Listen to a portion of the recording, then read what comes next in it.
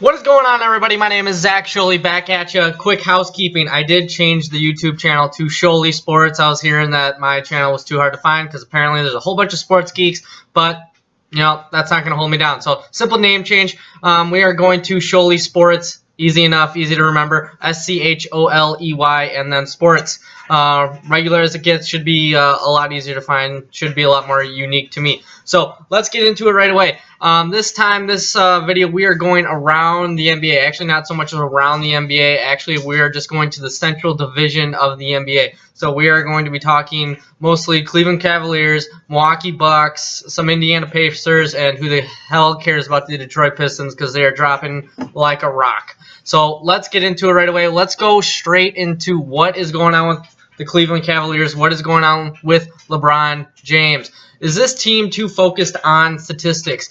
If you look at it from the point of Tuesday, December 19th, this team has gone from, I think it was 23-8 all the way down to almost fourth in the conference. They are only a half game ahead of, guess who? The Miami Heat. Miami Heat are rolling on LeBron James' heels right now, and it seems the only accomplishment the Cleveland Cavaliers can say that they've had in the last 15 games is that LeBron James has hit his 30,000th point mark. Congratulations, LeBron James.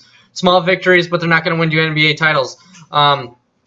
You need more as a team. Your team is stacked and loaded with great players such as LeBron James himself, Kevin Love, Tristan Thompson, Dwayne Wade, J.R. Smith, Jay Crowder, Isaiah Thomas. We're going to get into a little bit more of Isaiah Thomas in a little bit. The team is stacked from top to bottom. So why is this team struggling so much? I'll tell you why. They don't have a defense. In the last 15 games, they have given up over 1,700 points. That equates to almost 115 points per game. I can tell you that they're not scoring that much right now. On average, since the entire season, they have allowed just shy of 110 points per game, and they are scoring just below 110 points per game. That is not a recipe for success unless you are the Golden State Warriors, who will score 120 points per game and have no issues whatsoever. So, Cleveland, what happened to your defense? Is this just lack of respect for the coach, lack of effort? Is LeBron James pushing you too hard because you guys are dropping like a rock? I know LeBron James is saying that this is the hardest year that he has ever had so far, and that's to be suspected, but there's no reason for excuses when apparently you're King James. So you got to push through it. You got to motivate your team. You got to get them out there. You got to get them playing. You got to get them playing defense. I mean, you can't be giving up easy points in the paint when you got a rim rocker who can block shots like nobody business, and Tristan Thompson, and you got LeBron James who can do a chase down block whenever he wants to, and you got Dwayne Wade who's basically the king of steals. So this team needs to get going if they're gonna end up back in the NBA Finals. Otherwise, I just don't see it happening. I could see them getting bounced by Toronto. I could see them getting bounced by Boston. I could see them even getting bounced by the Washington Wizards. There's a lot of teams that right now I could see them getting bounced by, and it's not a good look for the Cleveland Cavaliers. So what's going on? I'm hearing some trade rumors going around with the Cleveland Cavaliers as well. I'm hearing a big smack in the face to Isaiah Thomas. I'm hearing that George Hill is being pursued by the Cleveland Cavaliers. Why would you do that if you just got Isaiah Thomas? It makes no sense. Is Isaiah Thomas not playing well? You have Isaiah Thomas, J.R. Smith. Who are you going to trade for? Are you going to throw J.R. Smith in that trade? Or are you going to throw? You're not going to throw Dwayne Wade in that trade, LeBron James' best friend. It makes absolutely no sense. Unless you're going to throw Isaiah Thomas to the wind and just say sit on the bench because you haven't been producing. His field goal percentage is down like 30% or some crazy number like that. But is that him just shaking off the rust? There's a lot to be said in Cleveland. There's a lot going on in Cleveland. A lot needs to be fixed in Cleveland, and it needs to be fixed quick if they're gonna do something before the All-Star break here. And I'm not sure if a trade is the answer to that question, because you have an All-Star team already as it is.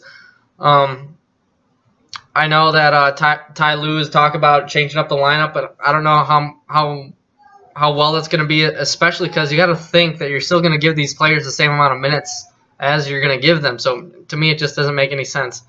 Comment below. What do you think is going on with LeBron James and the Cleveland Cavaliers? Are this just riding the struggle bus right now? Or are they gonna come off and just start draining threes in the second half of the season and they finally learn how to play defense? Or is the defense directly correlated to effort and the effort's not being given and motivation from the coaches? What's going on there? So give me your opinion below. Really curious to see what everybody else thinks about the Cleveland Cavaliers and kind of what's going on there. Second top story in that has taken over Wisconsin, which is where I'm from, is the Jason Kidd firing. Jason Kidd was fired the other day. Kind of a weird timing, kind of a weird place to fire a guy. He got fired at a pizza restaurant. I don't know why. That just seems weird to me. Just go into John Horst's office and fire him like a normal person. Instead, you're calling him into the office. But the other thing, I mean, I'm not sure if it's weird or if it's because of Giannis Antetokounmpo's stature, but right about 15 minutes before they fired him, he actually got a phone call saying that they're planning on firing Jason Kidd. Apparently, Giannis Antetokounmpo called Jason Kidd right after that and said, "I'll do anything to keep you." Jason Kidd made that public that Giannis called him. He said, "What can I do to keep you on as a coach? I'll call the owners. I'll call my agent. I'll do whatever it takes." And Jason Kidd basically conceded, apparently, and kind of when he made those statements public to everybody that Giannis said that, I think that was a kind of a backhanded slap towards Giannis and to the Bucks, especially because Giannis meant to have those words held in confidence. But I guess now in this day and age, nothing ever is held in confidence. So what's going on with the Bucks, especially because the Bucks are 24-22. Was everybody expecting the Bucks to be better? This was supposed to be the year that the Bucks finally broke through into the top four and started to become that powerhouse in the East. Is this just a matter of the fact that they don't have Jabari Parker? How much do they need Jabari Parker in this team, and how much is he going to contribute coming off of his second ACL tear? You got to think that he's coming off the bench. He's going to be on a minutes restriction. He's going to be getting about 20 minutes, I would imagine, for the first few weeks, see how the knee goes, and who knows. I'm also hearing trade rumors swirling around him. Who knows what's going to happen, especially because I hear that the Milwaukee Bucks are trying to pursue DeAndre Jordan. I heard they're actively pursuing Kemba Walker, but Michael Jordan shut that down. I heard that was killed, and the only way that Michael Jordan's going to end up trading Kemba Walker now, is, from what I'm hearing, is that he's going to get an all-star in return, which makes no sense to me because if you're Charlotte, just kill it, rebuild. It didn't work. Just kill it, rebuild, get some prospects, get some draft picks, get some high talent, and just move on. But I really don't see why Michael Jordan's being so stingy there, especially because you have some really ridiculous contracts that are kind of plaguing that team right now, like Nicholas Batum and kind of stuff like that. So that's kind of what's going on with the Bucks. I mean, they're 24-22. They should be better. But who knows what's going to happen with the interim coach. They also fired 2 assistant coaches.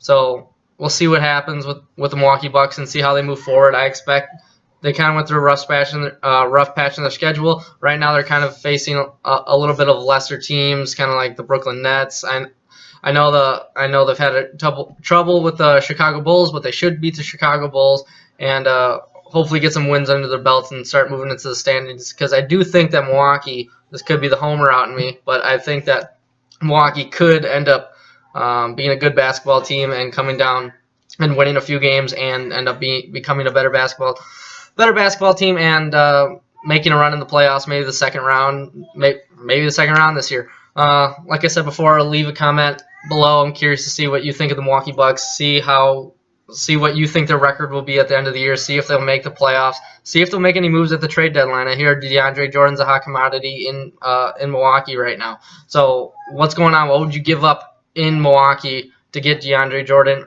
Or if you're John Horst, who would you go and pick up? So leave a comment below. Curious to see what other people have to say about that and so on and so forth. And don't forget to leave out Jabari Parker. What's he going to do? I'm really looking forward to that. But let's take a little dive into the Indiana Pacers. Indiana Pacers have been a big surprise. Victor Oladipo making the All-Star team as a reserve. Probably the biggest surprise in the NBA is the Indiana Pacers, 25-22, making a run. I think they're in the 6th seed right now. Can they get better? What do they need to do to get better to acquire a piece to kind of get them over the top? And maybe they can hop into the top 4. And who knows what's ever going to happen with Miami? Is Miami going to fall off? Who knows? Indiana is probably riding a high that they weren't expecting to have at the beginning of the season. I mean, that team's got some good players, and Thaddeus Young, Victor Oladipo, Darren Collison, Miles Turner. They got a good lineup. What are they going to be able to do? They got a good piece this offseason in Bojan Bogdanovic. So they got a lot. They got plenty of scoring. Do they need to get another piece? Were they supposed to be this underrated? Did anybody else see this coming? Because I know I didn't. So leave that in the comment section below. What do you think of Miami? What is going on with them? What's going on with Miami? They're hot, but what is going on with Indiana? Are they going to make a move, or are they going to kind of fall back to earth, kind of like the Detroit Pistons did? So let me know what you guys think, and we'll kind of go from there. But until then, we are going to take a deep dive into NFL and Super Bowl in the next video. We will keep going on with MLB. I know there's a lot of moves going on with the MLB, but it's kind of been very slow. I know a lot of offers have been made to some big-name players. Yu Darvish, one of those players. Jake Arrieta, another hot commodity going on. So we'll figure out what's going on with those in a future video. But next video will be Super Bowl review, Super Bowl pick with my son Landon running around and picking the Super Bowl team for me. So we'll go from there. So until then, welcome to Scholey Sports. Later.